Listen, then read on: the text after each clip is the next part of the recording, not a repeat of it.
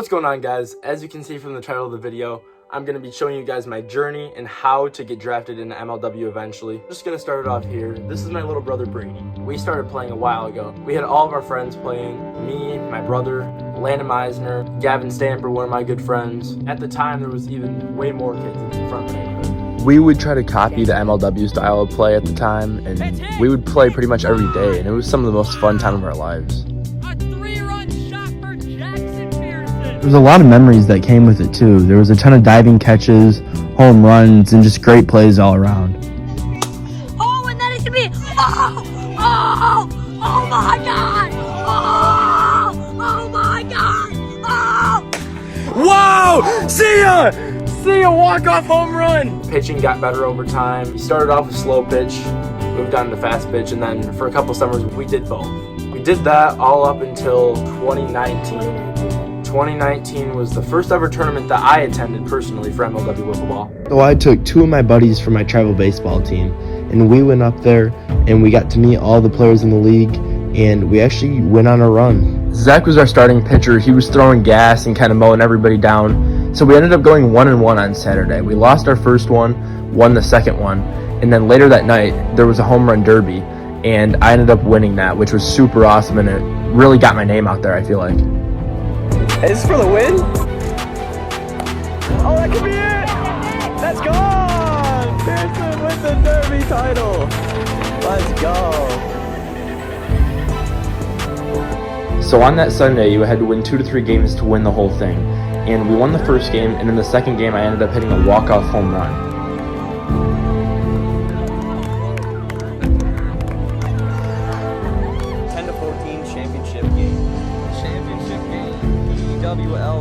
Versus the God Squad. Here we go. So right off the bat, PWO went up 1-0 on a solo homer from Drew Habel, who we knew was a really solid wiffle player. We were still playing okay, but this was definitely the most adversity we faced, and this was the best competition we faced by far.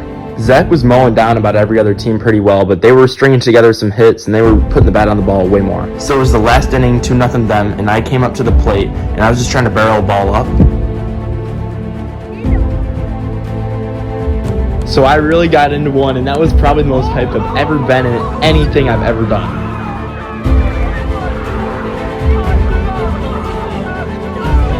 I was yelling, and like my brother said in the background, if I had a homer, he was doing the backflip, and that's exactly what he did.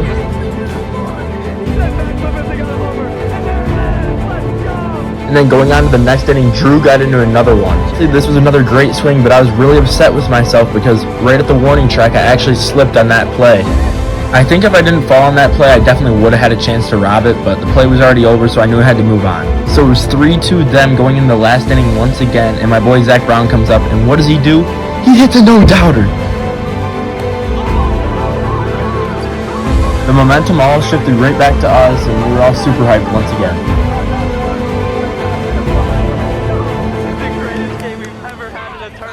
So we ended up losing that game, and we came in second in the tournament, but it was still a super fun time, just a super cool experience overall.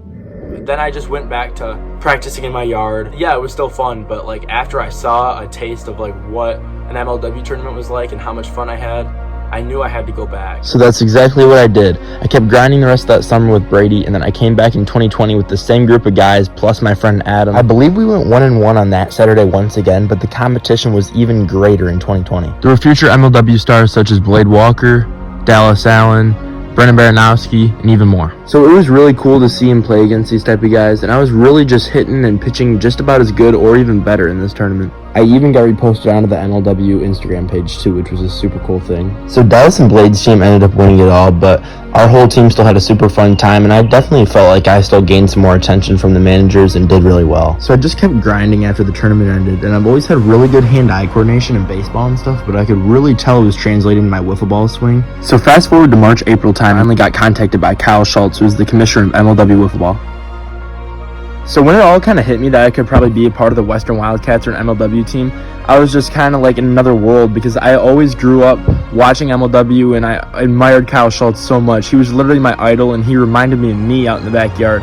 And he was always the best player in his league, and I was pretty much the best player in mine. So I was like, This whole thing is just so cool. And right around the same time is when Nick Saylor reached out to me too, and that's when I knew it was going down, and it was like getting really serious. So to me, this was just all really like a dream come true, because me and Gavin literally went from just playing in the backyard in 2013 to 14 to now in 2021 to me possibly getting drafted to MLW, which is the world's biggest wiffle ball league. And that's when it was officially official. So in late April 2021, that's when I officially got drafted onto the Western Wildcats.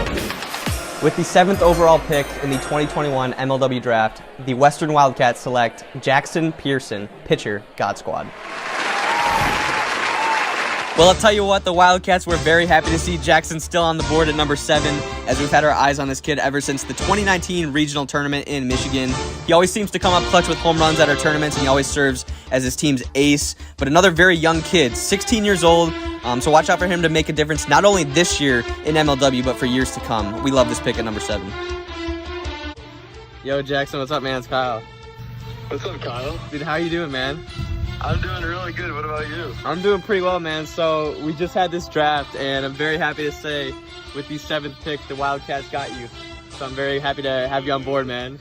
That is so awesome. Dude, we're all pumped, man. Like, it should be a phenomenal summer for sure. Yeah, dude, I'm so excited.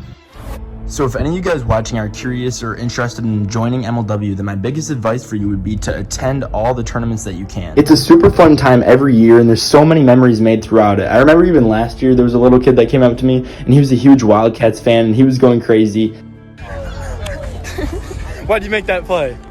Because I'm a Wildcat. Wildcats make them plays. Yes, sir. We're starting to see different players from out of state now get drafted too, so if you guys keep promoting yourself on social media and putting your game out there, somebody can 100% see you. I have a good buddy that I met through the MLW community named Cal, and I know he has his own wiffle ball account now called Wiffle Prospect, and he's really making some noise in the wiffle community. He's got a bunch of crazy pitches. His best one's probably his drop. So if any of you guys would want to join one day, then his style of Instagram format would be perfect to like look to and copy for an example. So if you live a little bit further away, social media is obviously really important to put yourself out there. But I would definitely say Instagram is the one where you're most likely to be seen. And I'm sure if it was the off season and a manager liked what they saw, they would probably DM you. But if not, it would never be a bad idea to direct message them and send them some game footage or some footage of you in the backyard throwing a bullpen. I think it's just crazy how much players can get better over like just working.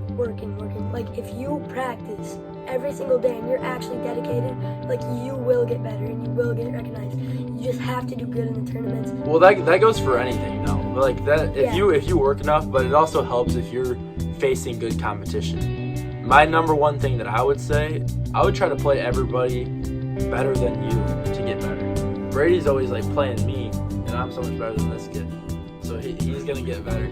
And then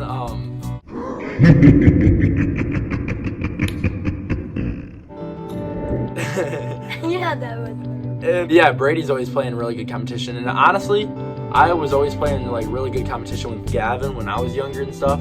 But I was definitely always the best one there. I was obviously like getting better from repetition. As far as like talent-wise, I never played anybody better than me until the actual MLW tournament. That's when I realized that like I could get that much better. Well, you always want to set high standards, so I set really high standards for myself this year. And I'm sure Brady can agree with me that he's on the number 2 team in the state for travel baseball. He's on top tier Michigan Americans. So they're a really solid team. And Brady will tell you himself, he's not the best player on the team. He has all these kids that are studs around him, and they make him that much better of a baseball player. Yeah.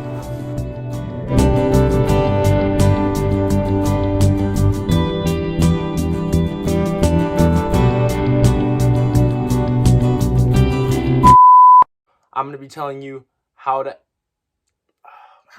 I'm gonna be telling you guys how I dress. That summer, we were up north. This guy was grinding. Even up north, we offered to go fishing, like all the stuff. And he's like, no, I'm practicing with a ball. Went on in our regular, Damn life. like, 10-year-old life. Are you 10? No, I'm 12. I didn't see too much of Kelly, but when I did, he was always my dog. I'm not gonna say that. I'm him that much better of a baseball player. Yeah. Can't you agree with me, Brady? Yes, I can agree with you. I said yes. All right. Well, he doesn't want to talk, I guess, but No, okay, yeah. I mean, yeah, I guess. Gosh, that was I'm putting that in the bloopers. What?